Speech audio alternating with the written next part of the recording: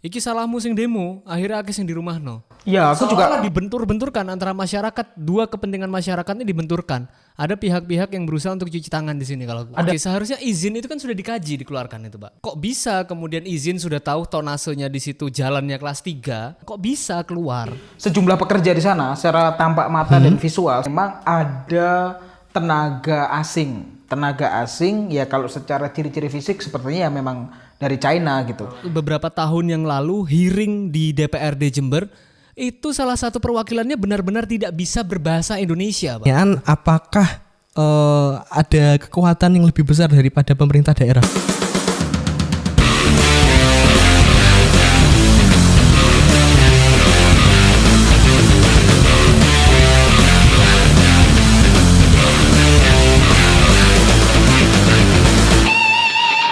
Nah kali ini di episode Geger Geden ada yang bener-bener geger di Kabupaten Jember.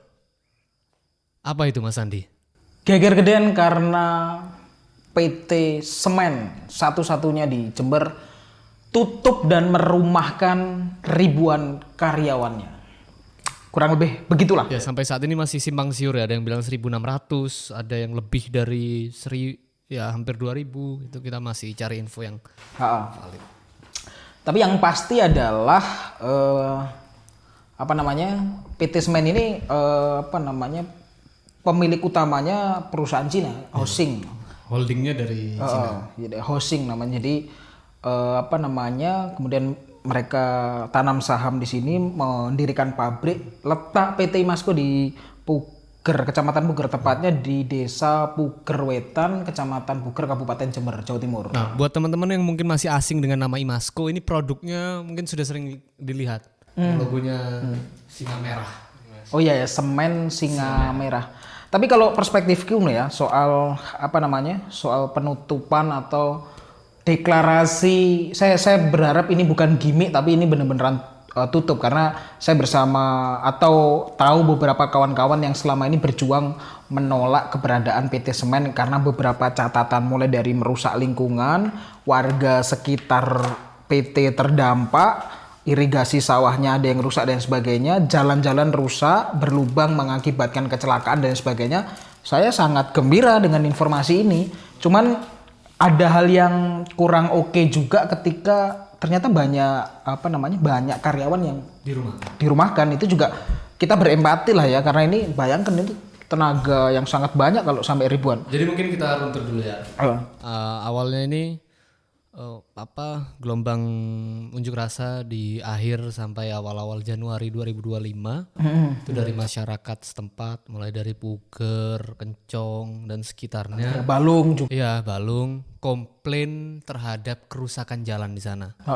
Karena kalau teman-teman lihat itu kan memang cukup parah di sana, berlubang dan hampir jaraknya deket-deket. Akhirnya masyarakat setempat turun jalan menyuarakan aspirasinya dan sampai melakukan blokade ya terhadap truk-truk di sana. Dan dari situ kemudian pemerintah provinsi tempat turun. Oh iya, turun. Karena ternyata jalan itu jalan milik provinsi. Kelas berapa sih? Kelas 3, 15 ton. Tapi fakta di lapangan itu banyak truk-truk di sana yang melintas tonasenya lebih dari 15. Oh iya, jalan itu ya ambrol. Tapi kalau menurut Mas Faruk gimana soal Mas. Hah? Saya ketiduran Mas, kayak asik banget ngobrol berdua ya. Sorry. Gimana? Dengan dirumahkannya Itu meskipun masih simpang siur Mas, dari 1.600 itu unsurnya entah TKA atau masyarakat lokal ya Mas yang dipekerjakan atau dikaryakan di sana. Tapi kita harus soroti dari jaminan sosial, kemudian pasca ditutupnya itu apakah Pemkab juga sudah memberikan way out yang jelas dan terang Mas, karena itu bergulir begitu cepat ya Mas, mulai dari demonstrasi, kemudian beberapa kali hearing, dan akhirnya ya penutupan operasi sejak 15 Januari kemarin, dan full total per 27 Januari itu sudah tidak ada operasi pengolahan semen lagi kecuali untuk penjualan stok aja ya Mas. Itu harus jelas dulu Mas dari aspek jaminan sosial dan pengkaryaan pasca ada pemutusan tenaga kerja. Tapi kalau kita baca ya, dan sejumlah informan yang sempat saya telepon, kita wawancara di masa-masa demonstrasi dan sebagainya itu, Justru Pemkab itu kemarin itu kaget 30 Januari kemarin tuh kaget, duh kok tutup operasional dan ada dirumahkan secara bertahap. Pemkab Jember juga sempat kaget gitu. Oh berarti itu bukan dorongan dari Pemkab ya Mas untuk memfasilitasi dari beberapa kali demonstrasi warga, terutama untuk aspek jalan itu kan Mas yang paling memuncak kan. Jadi sebenarnya 15 Januari itu sempat ada pertemuan antara perwakilan pihak Pemkab dengan perwakilan Imasco dan muncul kesepakatan bahwa dilarang lewat truk dengan tonase lebih dari 15 ton. Nah, dengan kesepakatan itu, kalau kita tracking di berita-berita bahwa Imasco oke, saya mengambil kesepakatan itu. Tapi ini kita bahasakan ya. Tapi saya ambil kesepakatan itu, saya tidak akan melintas, tapi saya akan berhenti beroperasi. Nah, konsekuensinya hari ini 1.600 karyawan PT Imasco itu dirumahkan. Tapi begini, saya pengen melihat ini pada aspek yang lebih mendalam begitu. Jadi kan kita urut ya bahwa ini perusahaan China, Hosing, kemudian mulai meletakkan batu perusahaannya 2018-an, kemudian mulai beroperasi dan sebagainya. Nah, perlu clear dulu Mas, berarti untuk holding grupnya itu memang dari China dan untuk PT Semen Imasco Asiatik itu produksi lokal ya Mas ya. Jadi memang holdingnya aja yang dari asing ya Mas. Iya. Nah, ya, jadi ada perusahaan, kemudian ada jalan yang dilalui entah itu membawa semennya maupun membawa bahan baku gitu kan. Ini perusahaan, kemudian juga perusahaan kecil-kecil lokal tuh mensupport bahan baku dan sebagainya. Ada kerjasama begitulah kurang lebih gitu. Nah, jalan rusak gitu karena kelebihan tonase. Dan itu sudah terjadi bertahun-tahun. Cuman aspek lainnya begini, apakah kemudian ada benang merah antara protes warga perusahaan semen dengan Pemkab Jember? Apakah betul-betul penghentian produksi dan perumahan karyawan itu betul-betul karena protes warga, atau memang mereka bahan bakunya bahan bakunya kurang atau lain sebagainya. Kan ini belum tahu, masih bergulir. Dan saya khawatir lagi kalau ini cuman gimmick, kan bahaya juga. Ini sebenarnya masih bias ya, masih muncul di permukaan yang kita lihat di media-media juga ya Mas. Tapi kayaknya dari PT Imasco sendiri sebelum beroperasi pun kayaknya dari beberapa tahapan itu udah bermasalah Mas ya. Kita coba urut Mas, dari mungkin awal sempat rame dulu pembebasan lahan. Terus kedua rame lagi zaman Bupati sebelum 2 periode ini, Bupati Faida ya waktu itu ada demonstrasi lumayan besar dari teman-teman mahasiswa PMI dan petani puger ya, waktu itu ada irigasi. Nah yang sekarang terakhir ini bisa dibilang puncaknya nggak sih Mas dari beberapa rentetan? Dan lagi-lagi yang kalau kita lihat polanya dalam case ini yang dibenturkan adalah masyarakat dengan masyarakat Pak. Oh nggak pernah langsung ke pemerintah dan ya? Kita tidak tahu sampai hari ini siapakah yang berperan dan segala macam. Karena dalam case ini kan akhirnya ada narasi. Nah, iki salahmu sing demo, akhirnya akeh sing di rumah no. Iya, aku juga dibentur-benturkan antara masyarakat, dua kepentingan masyarakat ini dibenturkan. Ada pihak-pihak yang berusaha untuk cuci tangan di sini kalau ada aktor intelektual. Iya, saya melihatnya. Padahal, nah kalau kita mau tadi tarik benang merahnya, oke, seharusnya izin itu kan sudah dikaji dikeluarkan itu, Pak. Kok bisa kemudian izin sudah tahu tonasenya di situ jalannya kelas 3, kok bisa dikeluarkan izin untuk perusahaan tambang kapur yang jelas-jelas baik dari bahan baku, kemudian pengangkutan hasil olahannya itu melebihi 15 ton. Kok bisa keluar? Dan sekarang kondisinya yang dihadapkan antara pendemo, seolah-olah pendemo yang salah karena ekses dari mereka inilah 1.600 dirumahkan. Iya, aku nggak sepakat dibentur-benturkan ini. Maka saya membacanya begini. Oh ya, ada informasi ini valid, saya bertanggung jawab terhadap statement saya. Jadi sejumlah pekerja di sana secara tampak mata dan visual, sejumlah jurnalis yang pernah meliput di sana dan maupun warga lokal, memang ada tenaga asing ya, kalau secara ciri-ciri fisik sepertinya ya memang dari China gitu. Ya memang dulu sempat diklarifikasi bahwa tenaga itu memang didatangkan dari China karena ada sejumlah alat yang perlu dioperasikan oleh tenaga asing. Nah di sini juga saya secara pribadi dan kawan-kawan aktivis juga menilai ini kurang fair juga. Kemudian ada saham yang investasi yang masuk, cuman yang menikmati bukan seluruhnya warga lokal ya, gitu. Dan ada dampak lingkungan yang diprotes, kan dampak lingkungan, dampak jalan dan sebagainya gitu. Tapi saya khawatir juga kenapa dibentur-benturkan begitu ya?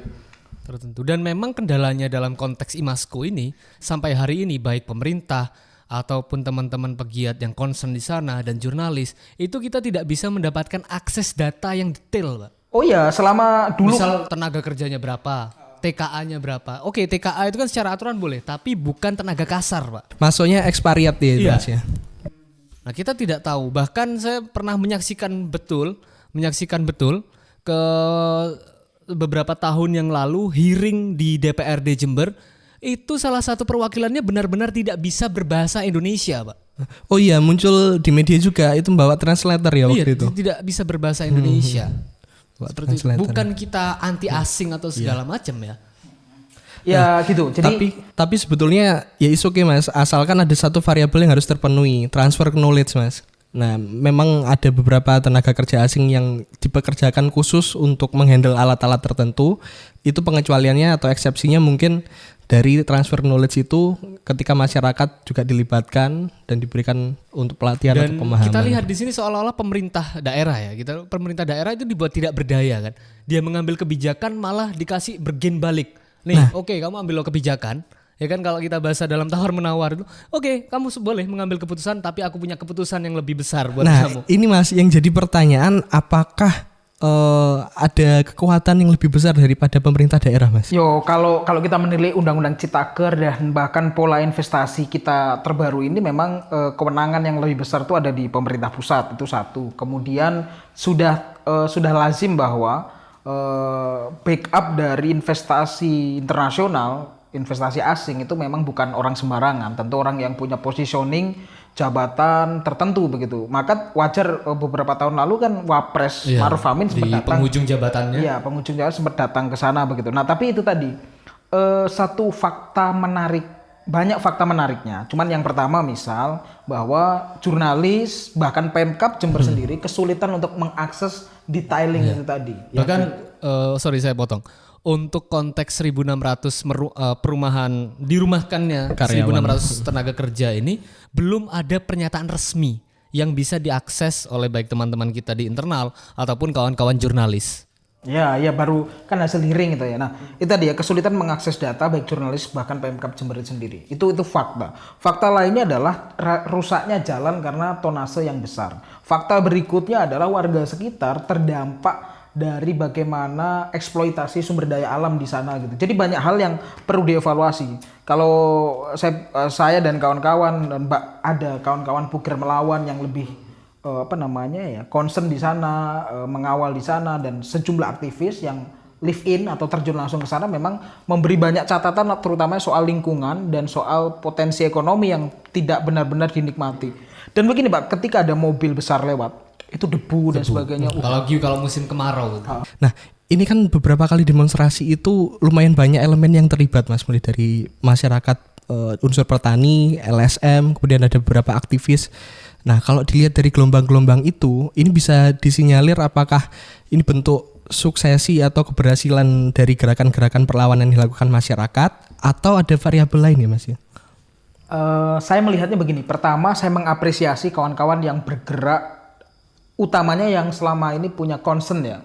Ada teman-teman Puger Melawan itu punya concern, ada FN KSDA, ada Kader Hijau Muhammadiyah, ada macam-macam begitu, ada sejumlah lembaga-lembaga yang mengawal bagaimana PT Semen ini gitu. Nah, tetapi untuk menghubungkan apakah gerakan mereka ini yang mengakibatkan PT IMASKO atau housing ini sendiri takut kemudian menutup, saya pribadi punya hipotesis belum tentu, tidak otomatis karena toh gerakan bukan hanya kali ini tapi tahun-tahun sebelumnya juga dilakukan cuman tidak berhasil gitu. Tapi kok tiba-tiba sudah beberapa berhasil. kali ya. Saya ada hipotesa begini, hipotesanya adalah saya khawatir betul tadi di awal ada aktor intelektualnya. Wah, berarti ada kepentingan terselubung ada tertentu ya. kepentingan. Ini kan masa transisi pemerintahan dari yang lama ke yang baru begitu. Di hearing terakhir antara Pemkab dengan pihak IMASKO itu bupati saat ini juga tidak hadir begitu ya. Saya nggak tahu alasannya apa, tapi yang jelas adalah ini semacam ada ditinggalkan PR untuk pemerintahan yang baru.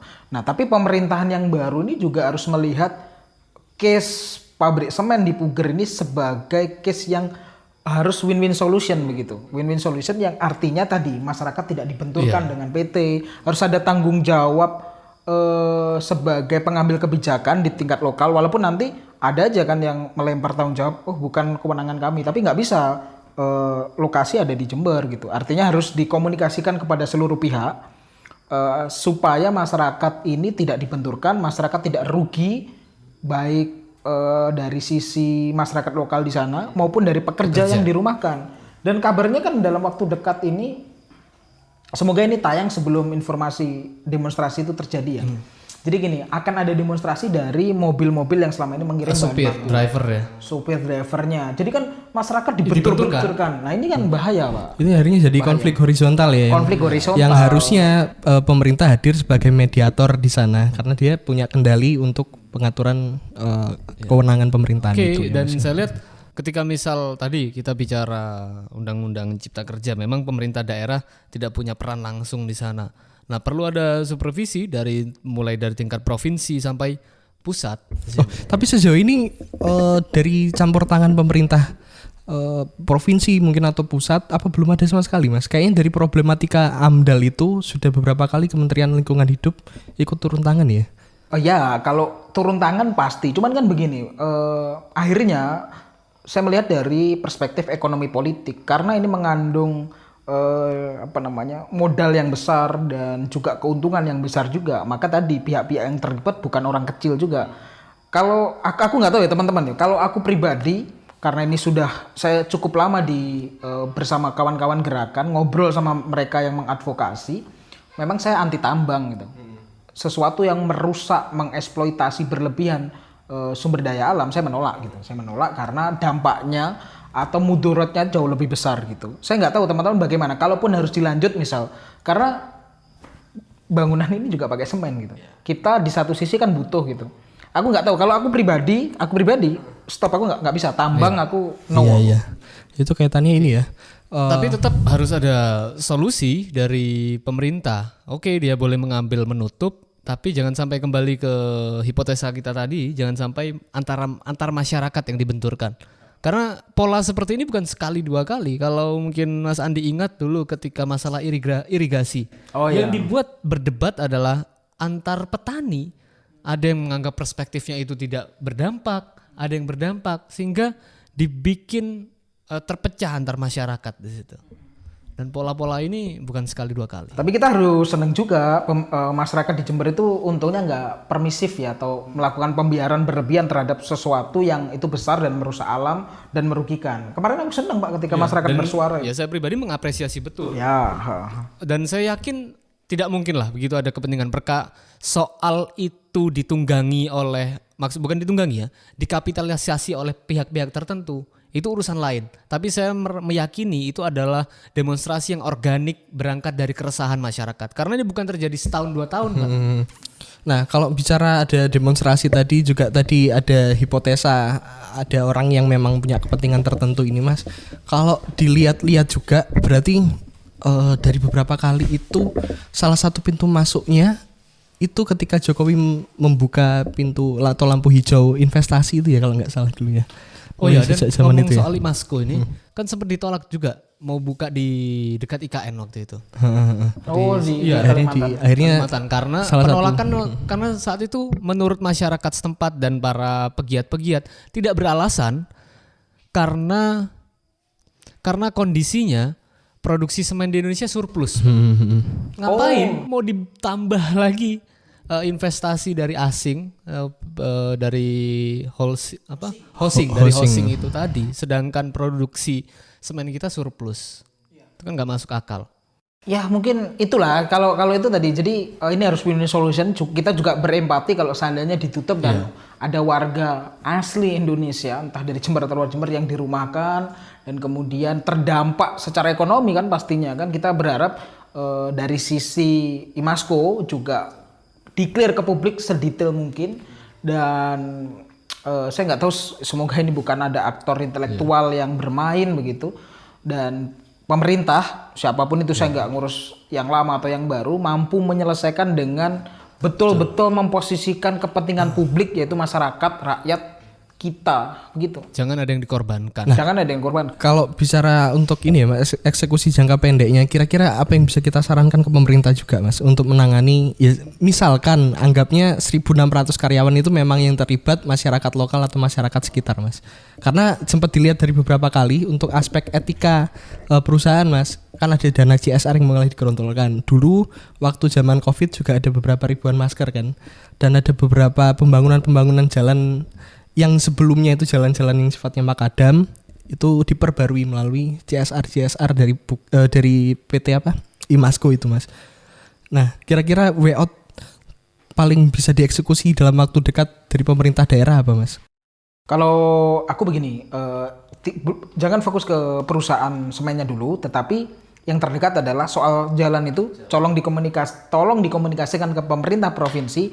Jalan itu bagaimana caranya, kemudian naik tingkat, naik kelas dan dibagusi lagi sehingga tidak berlubang lagi, masyarakat tidak terdampak lagi. Oh iya, statement terakhir juga dari PUPR provinsi itu sudah mulai melakukan tinjauan, semoga itu benar. Iya itu ya. Jalan dulu lah, jalan dulu. Terus kemudian soal nanti perusahaan semen ini dikaji lebih lanjut, jangan mengorbankan orang. Karena itu juga jalan alternatif masuk Jember dari arah barat kan. Terus semoga bisa lah pemerintah daerah yang baru menangani masalah ini dengan cepat ya Mas. Dengan cepat lah. Dan intinya kita menekankan lagi jangan sampai ini kita posisinya sama-sama masyarakat, baik pekerja, kita tidak membenarkan ya. Kemudian pekerja dirumahkan dan segala macam. Tapi kita ingin bahwa ini sama-sama menyuarakan haknya. Jangan sampai antara pekerja dengan masyarakat yang menyuarakan haknya untuk memperoleh jalan yang mulus dan akses yang mudah dibenturkan dengan pekerja. Itu tadi. Bisa ditarik beberapa simpulan tadi. Memang sebetulnya keresahan ini memang keresahan yang urgent banget ya Mas, yang harus segera ditindaklanjuti, terutama secara fasilitas publik tadi jalan. Dan kita belum tahu nih efek dari tutupnya Imasco ini berdampaknya ke masyarakat lokal atau ada mungkin tenaga kerja asing yang masuk dalam 1.600 karyawan itu. Dan yang ketiga terakhir, sebenarnya pemerintah daerah bisa sigap menindaklanjuti ini, terutama pemerintah baru ya Mas ya, untuk penyelesaian. Oke, ketika publik tidak bisa mengakses langsung, pemerintah di sini baik daerah, tingkat kabupaten, provinsi hingga pusat harus benar-benar memfasilitasi informasi-informasi itu dapat diakses secara publik, Pak.